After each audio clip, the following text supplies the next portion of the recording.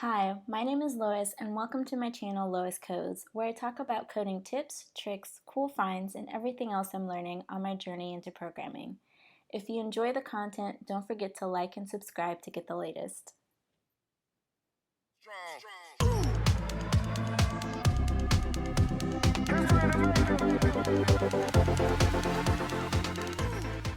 Halloween is just around the corner. It's time for candy and costumes, and I love to go to the store and buy big bags of candy.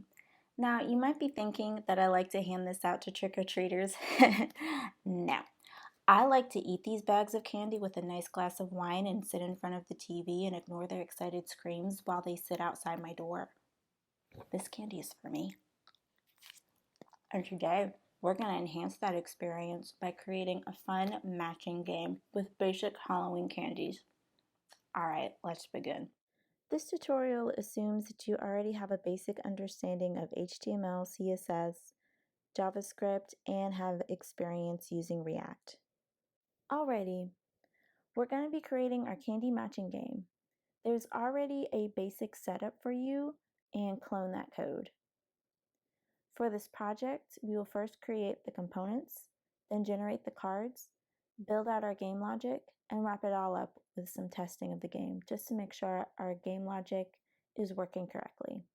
Okay, you should have the repo cloned.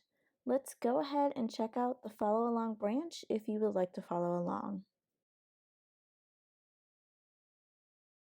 We already set up the basic part of the application, but there are some components that we still need to generate. In fact, I've already created a simple to-do list on everything that we need to do for this matching game. So the first thing we need to do is create the initial components. That will consist of the card component and the game board component. Alright, let's first create the card component. We'll be using a package called React Card Flip, which just gives the illusion of a card flipping. This will really make our game pop.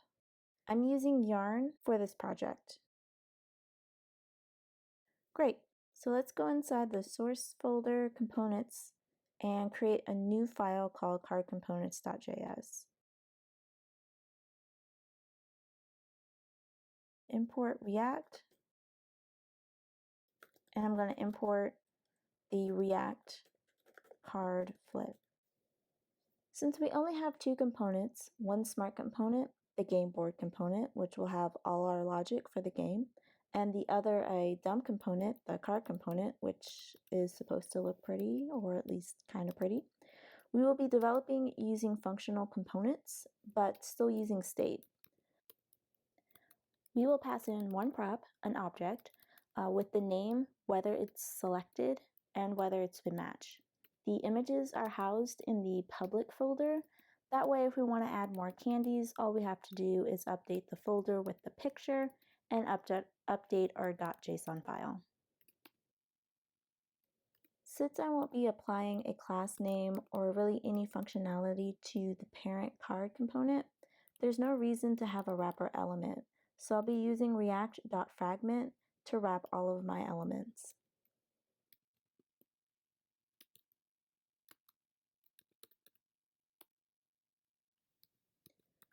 React card flip takes two props. Is flipped, so whether the card is flipped over or flipped under, and the flip direction, vertical or horizontal. We'll stick with horizontal because it just looks nicer. And inside of that, it takes two children elements, the back card and the front card. The back card isn't going to really hold anything, but if we wanted to provide a pattern to that back card, we could. And then we're providing the front card, which has a class name of front card, and it's just an image, which will be all of the candies that we have listed in our public candies folder. Now that we have that completed, let's go ahead and create our game board component. The data in the candies JSON file is an array. We will be iterating over that in a moment. Let's continue to set up our components. Now that we have our components set up and created, let's go ahead and start building out the state.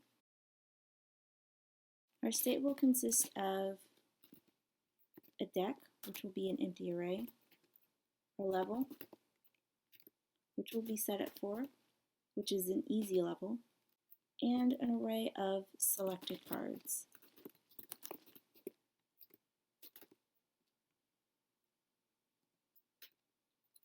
Now let's go ahead and create the state. So first we'll create the initial game state and set game so we can update state.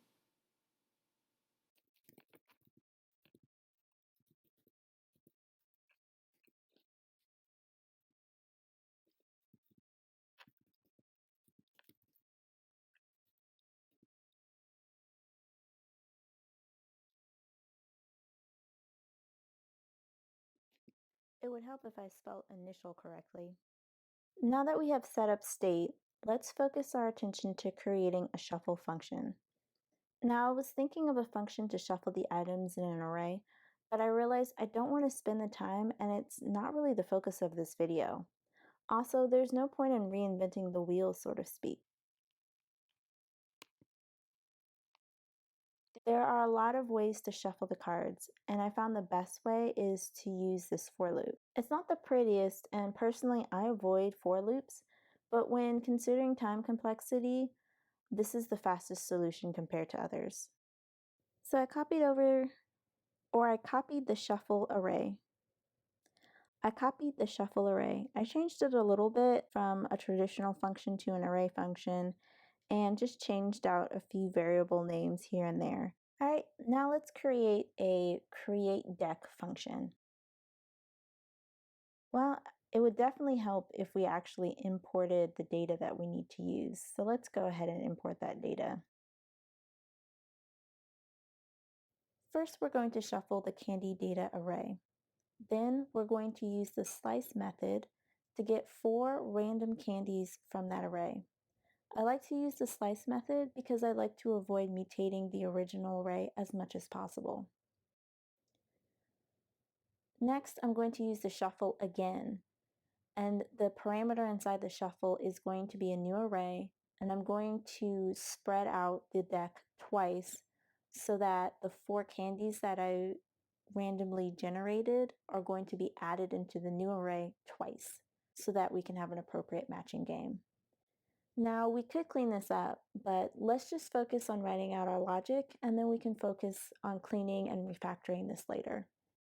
All right, let's now create a init game. This will be a function that will actually set up our state.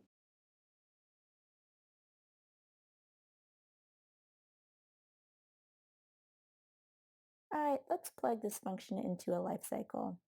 Now, since we are using functional components, we don't have access to your standard lifecycle functions like component did mount or component did update. We do have access to useEffect, which can be described as a combination of all the lifecycle hooks. UseEffect only takes a callback function and a dependency array. I like to just import the useEffect directly instead of doing react.useEffect. That's just personal preference. So our callback function for this useEffect is just the game, init game, and we're going to have an empty dependency array because we want this to actually run on component load or component mounted instead of it being updated based off of our game state, for example. Initiated. Let's go ahead and plug all of that information into our card component. Since we have multiple cards that we're creating, we're going to have to use the .map method. We'll wrap this component inside of a div and have a class name. And then inside of that, we'll actually use our method, game.deck.map.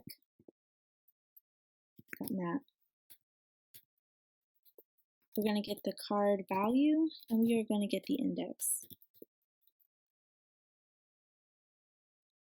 We're going to have a span, which we're going to use for our key, our class name, and an on-click event. We don't have our on-click event set up just yet, so we're not going to add it just now. We're going to move our card component element inside of the span, and now we can actually pass in our props. So our prop name is called card, and that's what we're going to pass in is the card object. space for cleanliness, and save. Oopsie doodle. I actually forgot to add in all of our CSS files. So let's go ahead and add our CSS styles. And now for the card component. Now that that's saved, let's go ahead and run this.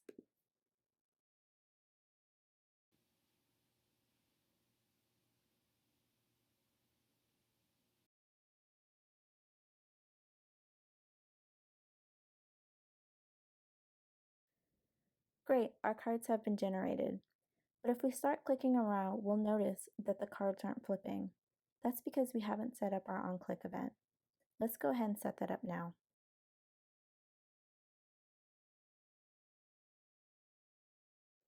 So our onClick event handler is going to take in two parameters, card and index.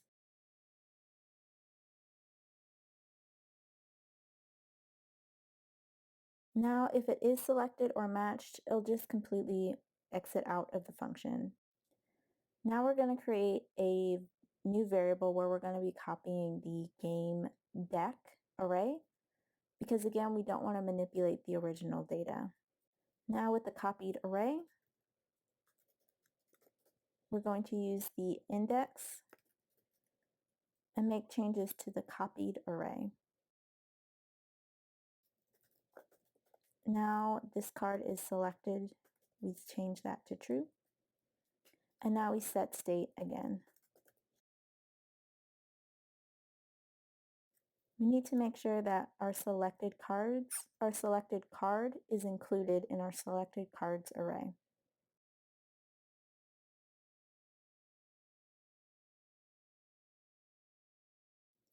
All right, let's go ahead and plug this in.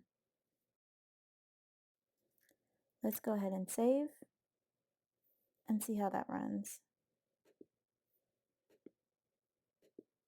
Great. So as you can see, we can click through this and the cards flip successfully. Okay, now we have everything working as we'd expect to up to this point. Let's double check the to-do list that we created and see what else we have left to do. So we've created our game board component, a variable with default state, shuffle function, generate the deck, and a knit game function. We now have the deck fully displayed, and we've created the click event for the card component. Now what we need to do is write the functionality for what happens when it does match and what happens when it doesn't match. Let's start there. Sweet. So let's go ahead and create a function called check selected cards for a match. This will, well, check the selected cards to see if those two items inside the array match. We're going to pass in the selected cards from state. And we're first going to make sure that the selection, length, is greater than 0, i.e. there is actually items inside the array, and that the items inside the array are 1, not null, and 2, the names match.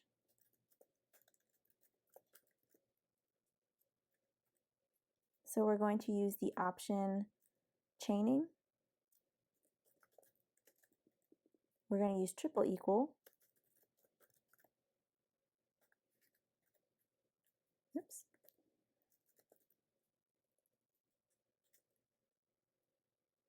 There we go. All right, now let's actually check whenever a card has been selected if there are 2 that they are a match. So we're going to create another use effect. Again, I'm going to set up my callback function.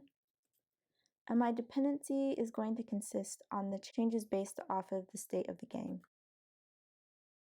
Inside of my callback function, I want to first check if the selected cards in the array if the length is at 2, and if it is, check whether it's a match or if it's not a match. So let's actually write out the condition for when it is a match. So we're going to use our newly created function, check selected cards for a match, and we're going to pass in the selected cards array property. So as always, I'm going to create a new copy of the deck. What I want to do with this condition is that since selected cards is an array of objects, I just want to get the candy name, and then I want to also check to see if the card name exists inside of selected cards with just the name. If it does exist, then I want to return the card name, obviously, set selected to false, and matched to true. If the card name does not exist inside of selected cards, then I just want to return the card. Now that we have the appropriate properties updated and copied deck, let's go ahead and update the game. If a match doesn't happen, then both cards need to be flipped over.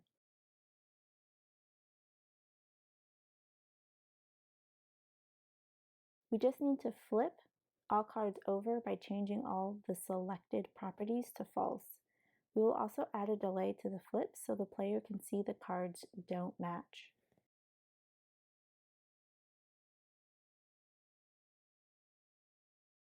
Alright, let's test this out.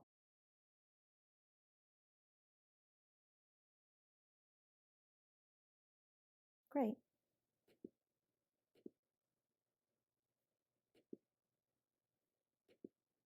Alright, these two are a match, so they should stay open.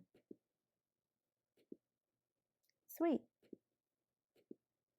Alright. Okay, now we have our game working. Let's go ahead and add a reset and also set levels. So we'll add about 4 buttons to our matching game. Great, let's first set up the buttons. We'll create a new div with a class name of GameBar. Inside of GameBar, we'll set up 4 buttons. The first button will be the reset button with a class name of reset button.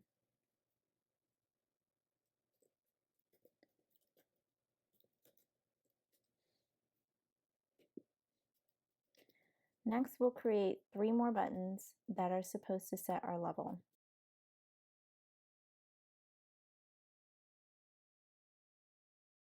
Awesome. Let's first create our reset game function.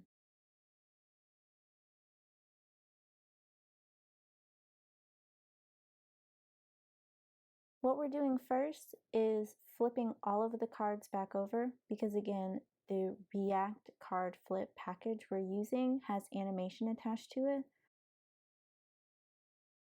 Now that all of the cards are flipped over, let's go ahead and set our timeout.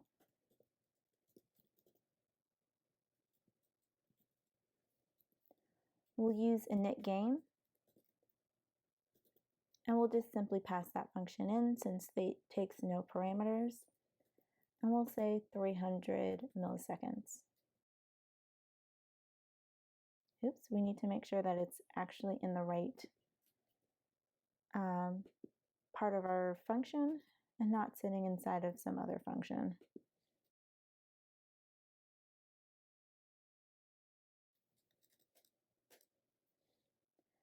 All right, great. So our reset game has now been created. Let's go ahead and attach that to our button. We'll say on click. Awesome. Let's go ahead and save that. And let's test it out.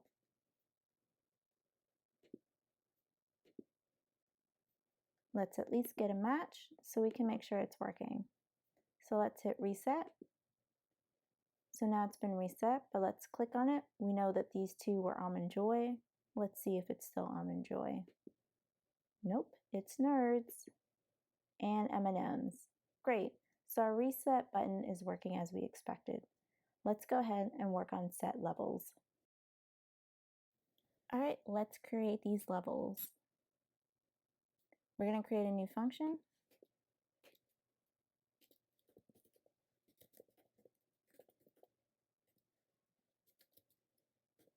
This function will take in a parameter, the level.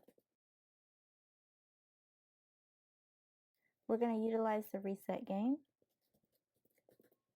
so that all the cards that are flipped open can be flipped closed. Next, we'll actually set state using set game. Let's go ahead and plug this function in. This will be easy, so we will set it to 4. This will be set to 8 because it's medium level.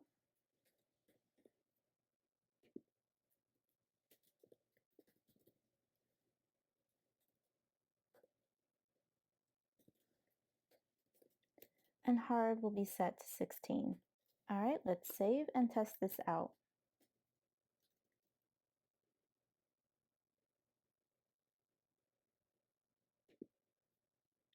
Let's get a match. Nope. Oh, so let's change this to medium. So the cards are flipped over, and these two should not be 100 grand. Smarties and Milky Way. Great. So let's get a match and reset so that we know when we do reset, it resets on the same level. So this one was Smarties and this one was Smarties. So now that we have a match, let's go ahead and reset. And we're on the same level still. And to double check, this is now Snickers and this is now Nerds. Great. So this is working as we'd expect it to. Now we could refactor this code, clean it up, add some more functionality, like a loading screen, for example, add more difficulties, change the size of the cards. Instead of using images, we could use text. There's so much more that we can do, but this is a great foundation for a matching game. I love candy, and I love wine. So good. So now we finished our matching game. We can go ahead and play and continue to ignore the excited screams of trick-or-treaters outside our door. Thank you so much for watching.